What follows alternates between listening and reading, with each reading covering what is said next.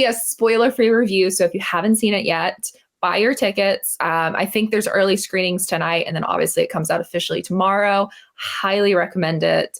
But yeah, I'm not going to spoil anything. I'm going to talk generalizations.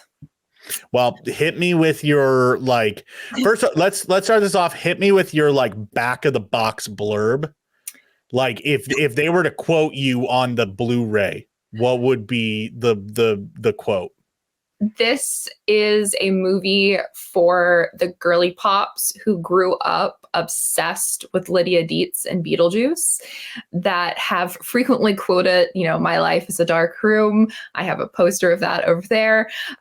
This is also for the girls that used to spend lots of time on Tumblr looking at the My Daguerreotype Boyfriend page that used to share old pictures of hot dead guys. And this is for the cemetery girls everywhere, which I am. This is also for monster romance lovers, which will come as no surprise to anyone who has watched previous episodes of Collider Dailies. So that is 100% up my alley. And I think that was kind of the biggest surprise coming into Lisa Frankenstein, because I didn't necessarily know if we were going to get a happily ever after type of story, just because there's a lot of stuff that happens in this that would make you think, oh no, this is going to end badly. And I don't think it's a spoiler to say there's a happily ever after type of situation happening, because I think that is something that is so important in media today. We do not get a lot of happily ever afters and things. And so I think that's a big sell for people going into this that don't want to come out of it super depressed. And so this movie was just like a neon joy. It was so 1980s. If anybody has been on TikTok for the last couple of years and has watched the videos that Maris puts out that are these fun different eras vibes, it's very much aesthetically similar to her stuff, which is just exactly the kind of eye candy that I like to kind of consume. And there's not a lot of that except for the movies that are in the 80s. And this feels like a movie that somebody has unearthed a VHS of from the 1980s that never actually went to theaters and has put it out, because it feels so perfectly situated within the 1980s, which is when it's set. And yeah, it's everything. I think it's a little bit more than the back of the box blurb that you were asking. Yeah, that was a very long, very, very long. That was like an insert into the DVD case that they had to put in, and it's a 3-page long thing. Although if anybody from the studio is listening, which we know you are, there's probably a poll in there somewhere, so I hope you wrote that down. Yeah. Brevity and I are not friends, and that is okay. That's fine. So let's get into it a little bit. So obviously, Kathryn Newton and Cole Sprouse are two leads here. How did they do? They are phenomenal. So obviously, I am of an era where I'm also only a couple years younger than Cole Sprouse. But when I think Cole Sprouse, I think The Sweet Life of Zach and Cody. That is still kind of where I am. Obviously, he had Riverdale. But this is such a really different performance for him, because by design, he doesn't really have any dialogue. And so he's doing a lot of physical performance and facial performance and stuff. And he does it so well. He pulls off all of this communication with Kathryn's character, Lisa, in a way that you don't necessarily notice that there's no dialogue, because you're understanding he's conveying the emotions and kind of helping to push the plot along through his physical performance in a lot of ways. And Kathryn is just phenomenal. I think I've loved her in everything I've seen her in. Obviously, one of my favorite roles of her was Society, the canceled Netflix series. But she's just such a talented actress. And she really carries as the lead for this. And again, very much fits into this 1980s aesthetics that a lot of us gravitated towards characters like Lydia Dietz. And I'm blanking on the character's name in Edward Scissorhands, but it's very much that kind of Burton-esque lead role. Late 80s, early 90s Winona Ryder. Yeah, basically. Yeah. She's hitting that sweet spot really well. And this is, if I'm not mistaken, this is the directorial debut of Zelda Williams. Featured directorial debut. Yes. How, in your opinion, how did she do? Phenomenal. I was so surprised to learn that this was her her feature debut because she has such a great directorial eye, and some of the stuff that they do like style wise is so inventive and creative.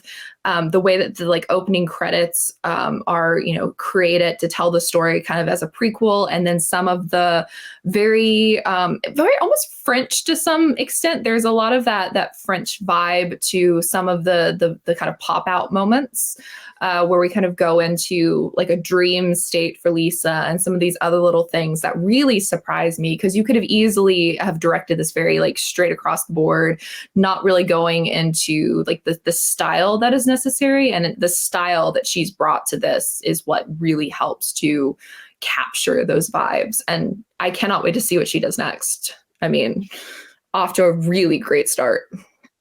So I guess the major thing, and I feel like this might be the most telling thing as far as like what your opinion of this film is. Let's say that you had like 3 hours of open spare time and you were next to a movie theater. Would you go in and rewatch this movie, even though you've already seen it? 100%. I came straight out of that screening wanting to see it again, and I was like so mad that I saw it so early that I was so far away from the next screening date for it, because it's so good. And like, to your point, that is kind of like the highest honor that I could give a film, is like the desire to rewatch it, because I have an issue with not wanting to rewatch things like ever. Like there's a few like sitcom type shows and things like that I can rewatch, and then like I have a handful of comfort films that I'll rewatch if they're like on TV, on DirecTV somewhere, or if I'm like needing something in the background. But in general, I don't like rewatching things. I'm kind of like one and done. I move on. Same way with conversations. Weirdly, I don't like hearing the same story more than once. I'll be like, got it. You already told me that. Wow, that I'm the wrong person for you to hang around with. It's okay. Like that's just how I've always been. You know, my friends would want to like rewatch movies all the time, and I'd be like, we just watched this the other day. So coming out of this, it left me with such a good feeling that I was like, when is the next possible time that I can see this? Like, when can I own it? I want to own the physical DVD of it. Like, I want to continue to watch this in the same way that like movies like Beetlejuice, Edward Scissorhand, you know, Corpse Bride, all of those movies that were so fundamental and like my kind of goth, macabre upbringing.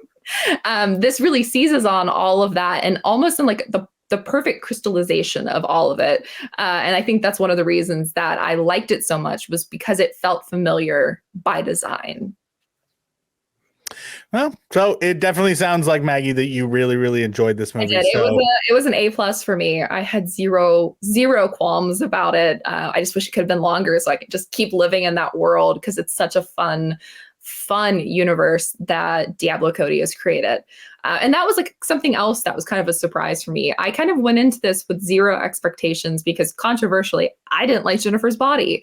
Like, it was a fine film, but it wasn't like cult classic in the way that it was for a lot of people. So I was like, I kind of was carrying the baggage of like, do I like Diablo Cody or not?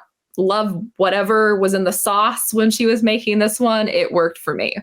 And it was great, because I've seen some interviews she's done where she talked about like, indeed, Lydia Dietz was kind of her inspiration for some of this. And so instantly this movie was made for me on so many levels. And I'm also a little tickled by the fact that the Lisa Frankenstein Twitter retweeted my post about being a cemetery girl, where I shared my graduation pictures. Can we talk about those pictures for a second? Yeah. And the fact that you're wearing a fedora? Yeah. I mean, it was 2011. Even in 2011, I don't think fedoras were acceptable. I'm sorry. It was twee, and fedoras were indeed that doesn't help. To judge me for fedoras, because they were very much in, especially and for the girls who were like the goth girlies, which I very much was spiritually, not necessarily in the way that I dressed, but I was very much into the, you know, brooding over Evanescence and that vibe. Anyways, Skywalker's Academy asks, how was the music, Maggie? The music was great. You very much had like the 80s soundtrack vibes, the synth, everything like that. It has an epic, I would say, kick-ass soundtrack. And a lot of it is about music too. So there's a lot to it about musical stuff. So you will, if you like music and you like 80s music, you're going to enjoy this. So yeah, so if you have some time, be sure to go check out Lisa Frankenstein and form your own opinion, and let us know on social media if your opinions align with Maggie, or if maybe you feel a little bit differently about the film.